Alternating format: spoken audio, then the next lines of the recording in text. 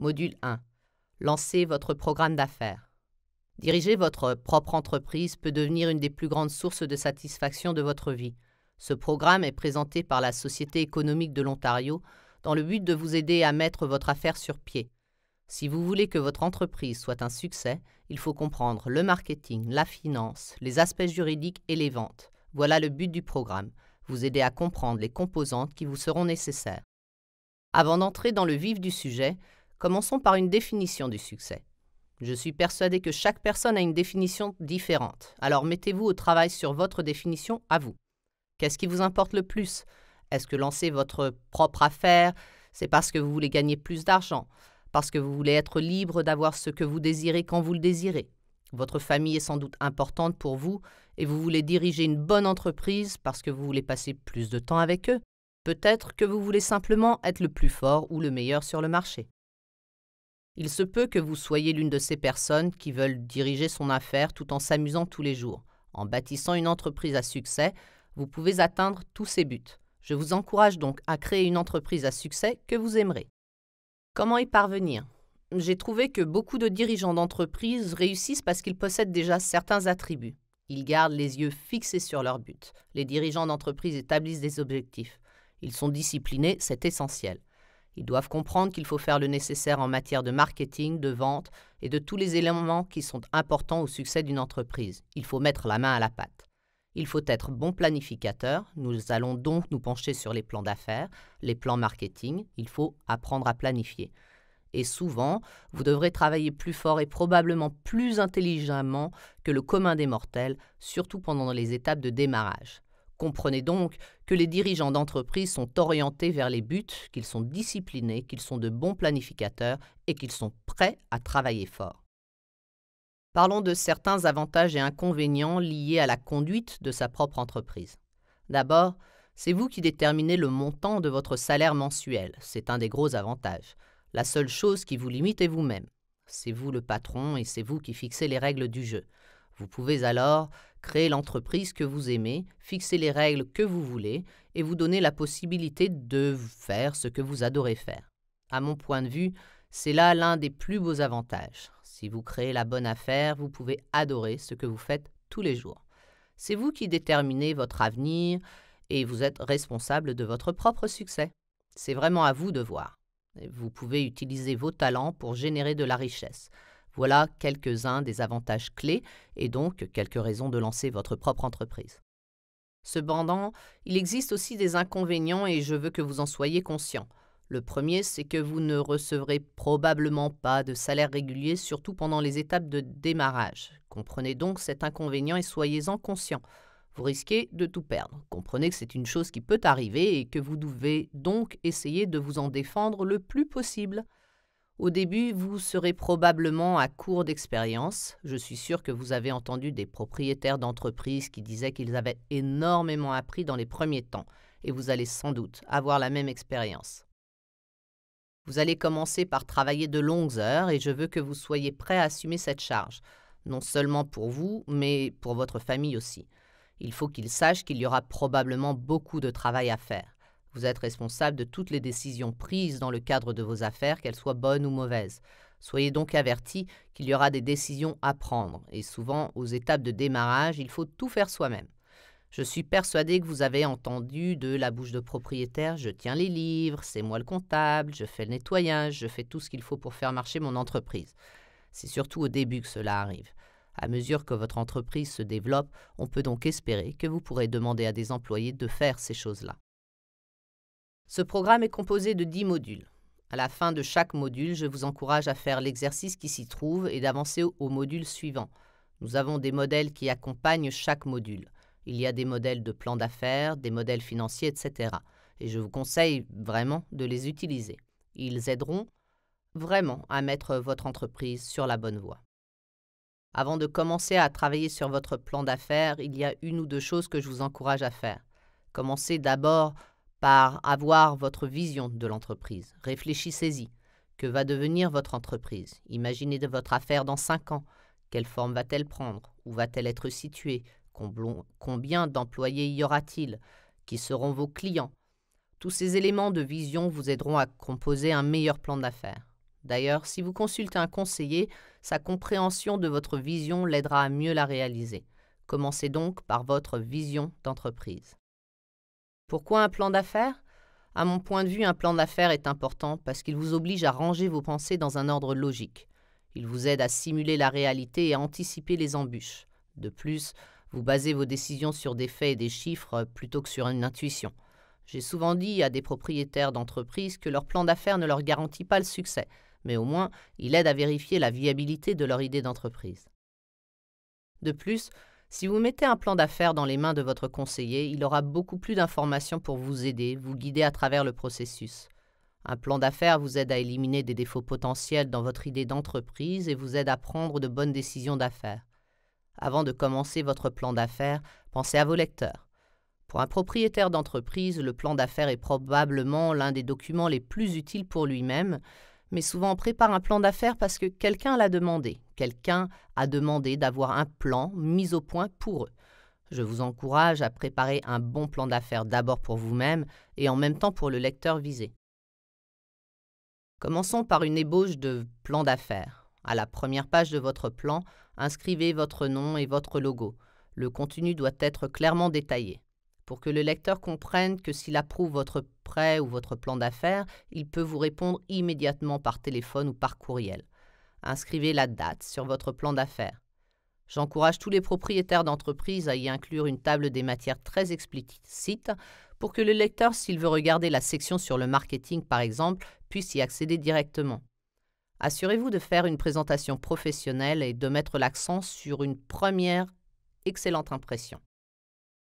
Après l'introduction et la table des matières, la deuxième partie de votre plan sera le sommaire exécutif.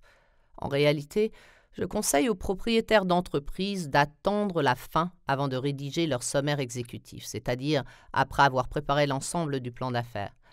Une fois que vous avez terminé, revenez au début pour composer le sommaire exécutif en 1 ou 2 pages. Si possible, une seule page serait le mieux. Le sommaire exécutif inclura les points les plus importants, le profil de l'entreprise, les produits ou services offerts et les facteurs qui vous distinguent des autres. Qu'est-ce que vous comptez faire qui sera spécial et qui sera meilleur que les autres? Qui sont les propriétaires de cette entreprise et quelle expertise vont-ils y apporter? Oui, vous pouvez parler un peu de votre expérience pour que le lecteur soit à l'aise concernant votre connaissance de l'industrie. Vos recherches sur le marché, quels sont les résultats clés au sujet de votre industrie? Que savez-vous sur les possibilités de croissance dans votre industrie? Quels sont vos concurrents? Quelle est votre clientèle cible? Il faut l'identifier le plus précisément possible. Votre marketing comprend, vous allez le voir au cours de ma description du sommaire exécutif, les éléments les plus essentiels de votre plan d'affaires. Nous pourrons développer un peu plus ces idées plus loin, mais ici, restons-en au sommaire exécutif. Le sommaire ne cite que ce qui importe le plus. Comment comptez-vous acquérir de la clientèle et quelle est la meilleure stratégie envers cette clientèle? Mettez ça dans votre sommaire. Pour ce qui est des opérations, quelles sont les ressources qu'il vous faudra pour lancer votre affaire? Quel équipement? Quelle machine? Voilà le genre de choses que vous devez prévoir.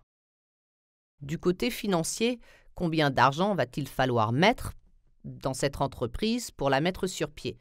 Comment allez-vous utiliser cet argent et quelles sont vos attentes en matière de vente et de dépenses? Essentiellement, une fois que j'aurai fini de lire votre sommaire exécutif, je dois avoir une excellente idée de vos affaires, de votre avantage concurrentiel dans l'industrie et des principes fondamentaux de vos finances. J'aurai quand même besoin de lire le reste du plan d'affaires, mais le sommaire me donnera une bonne notion de base. Le sommaire exécutif est souvent la seule partie du plan d'affaires qui sera lue. S'il est bien présenté, il se peut qu'on lise plus loin. Entrons davantage dans les détails. Voici quelques sujets que vous devriez développer sur les domaines mentionnés. D'abord, ayez un aperçu général de l'entreprise, puis entrez davantage dans le détail au sujet des différents produits ou services que vous comptez proposer.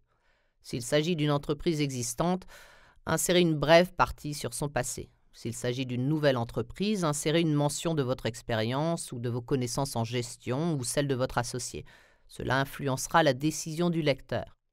Incluez une section sur votre vision ainsi que votre énoncé de mission pour que votre conseiller en affaires comprenne l'objet de votre entreprise.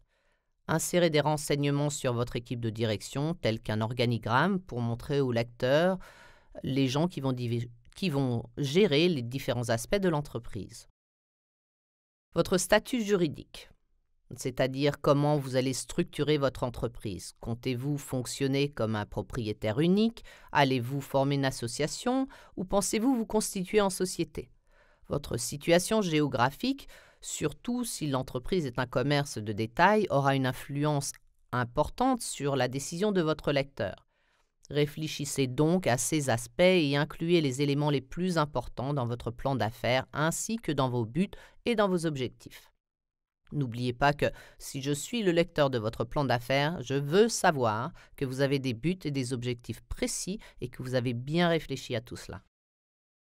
La prochaine partie concerne la recherche sur le marché. Insérez des renseignements sur votre profil de l'industrie. En lisant cette partie, le lecteur doit comprendre votre industrie et les possibilités de croissance et les perspectives qu'elle présente. Ensuite, il faut parler de votre marché local. Qu'est-ce qui se passe dans votre marché spécifique? Ajoutez une analyse SWOT. À votre place, je choisirai les 3 premiers parmi vos concurrents et je ferai une analyse SWOT, SWOT, pour eux aussi. Puis expliquer comment vous comptez faire face à ces défis. Par exemple, si vos concurrents sont très forts, qu'allez-vous faire pour surmonter les défis qu'ils présentent? Regardons enfin le marché idéal que vous visez. Vous avez fait vos recherches, vous comprenez votre marché, vous avez identifié un marché cible que vous pouvez desservir mieux que quiconque. Mettez tout cela dans votre plan d'affaires. Votre stratégie des prix. Quel prix comptez-vous demander pour vos produits ou services? Réfléchissez-y et insérez-le dans votre plan. Vous voulez être le plus cher dans le marché ou le moins cher? Une fois que le lecteur arrive à la fin de cette partie, il a besoin de connaître exactement votre stratégie. Votre stratégie marketing. Donnez une description détaillée expliquant précisément ce que vous allez faire pour assurer la croissance de cette affaire, ce que sont vos objectifs marketing. Il se peut que vous ayez des objectifs de départ et ensuite des objectifs de croissance. Au début, par exemple, vous pourriez vous concentrer sur la création d'une image de marque, augmenter le nombre de visites sur votre site web. Inscrivez ces points. Pour votre plan de promotion, soyez aussi précis que possible. Énumérez précisément les outils marketing que vous allez utiliser de façon régulière pour augmenter les visites à votre site web, attirer des clients à votre entreprise, identifier des clients potentiels. Plus vous présentez de détails ou d'exemples spécifiques, mieux ce sera. Quel est votre budget marketing? Combien comptez-vous dépenser par mois? Quelle proportion de vos recettes ira vers le marketing? Au début, vous allez probablement y mettre de plus en plus de temps que d'argent et peut-être réserver certaines heures pendant la semaine pour vous consacrer au marketing. Pour ce qui est des opérations, il faut comprendre qu'il faut se mettre à la place du lecteur.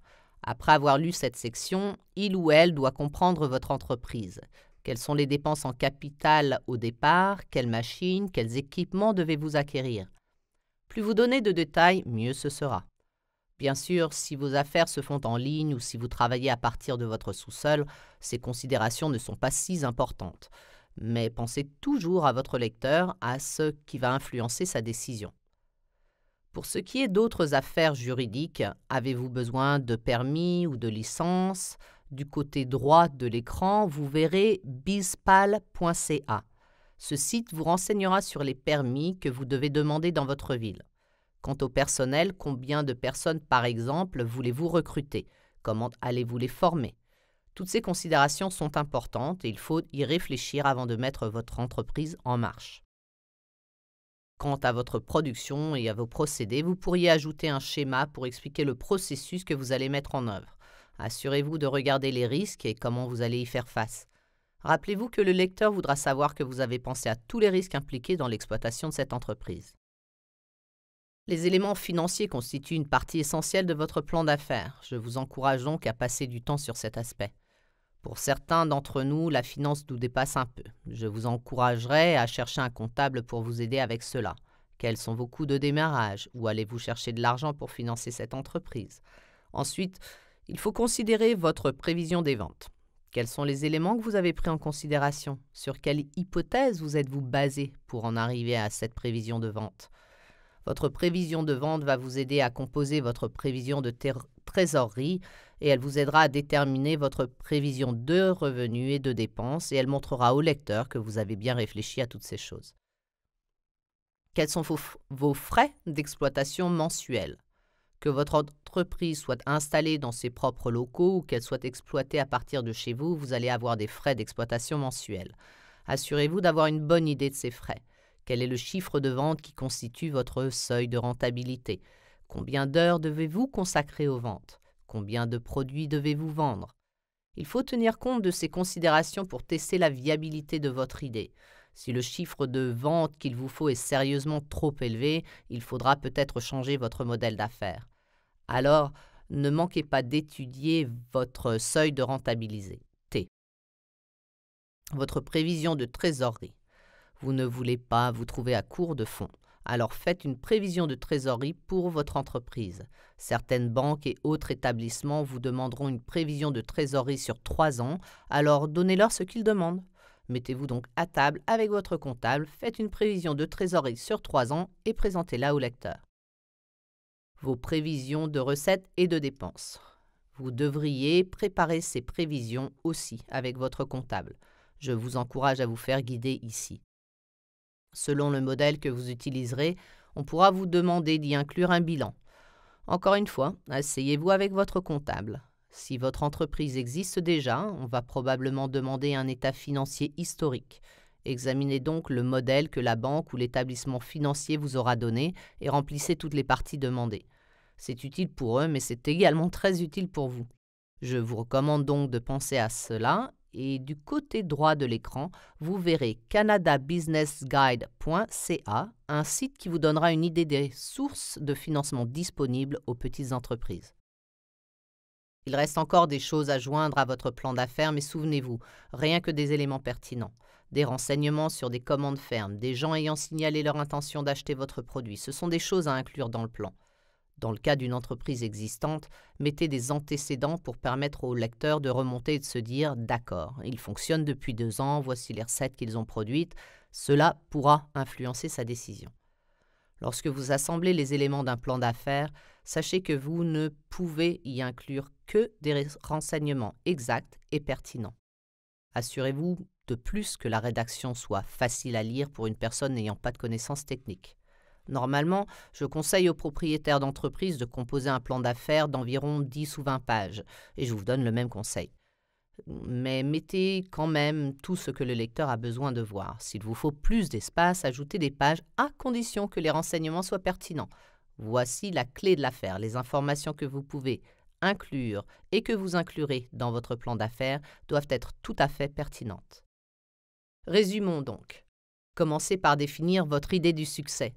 Sachant que cette notion varie d'une personne à l'autre, si vous désirez diriger une petite entreprise à partir de votre sous-sol en touchant un salaire régulier de mois en mois, très bien. Voilà votre définition du succès. Mettez au point une vision d'entreprise, asseyez-vous et pensez à l'entreprise que vous voulez créer. Pourquoi? Parce que cela facilite la tâche de planification et si vous cherchez des conseils professionnels, cela va faciliter le fait de faire comprendre aux conseillers ce que vous voulez faire. Créez un plan d'affaires, faites-le pour vous-même. Beaucoup de gens vont demander à le voir, d'autres investisseurs par exemple, mais faites-le parce que c'est la bonne chose à faire pour vous. Je vous incite à le faire pour vous-même parce que vous voulez réussir. Consultez entreprisetoronto.com. Ils offrent beaucoup de ressources utiles qui peuvent vous aider à mettre votre entreprise sur pied et que vous soyez en phase de démarrage ou que votre entreprise soit déjà existante. Et maintenant votre exercice. Je vous encourage à le faire. Asseyez-vous donc, sortez un stylo et notez précisément vos objectifs d'affaires. Ensuite, écrivez une vision pour votre entreprise. Plus elle sera claire, plus elle aidera les gens à vous donner des avis et une orientation. Mettez au point un plan d'affaires pour votre idée en faisant appel au modèle de plan d'affaires proposé par la Société économique de l'Ontario. C'est simple, c'est efficace et il peut vous aider à prendre des décisions d'affaires.